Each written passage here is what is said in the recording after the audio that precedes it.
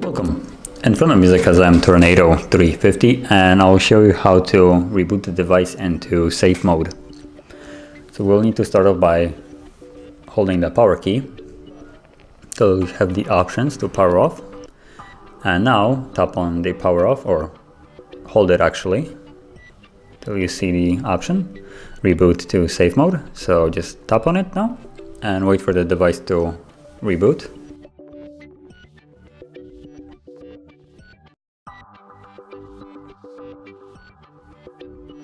And as you can see on the bottom of the screen, you have safe mode, meaning now the device is in safe mode.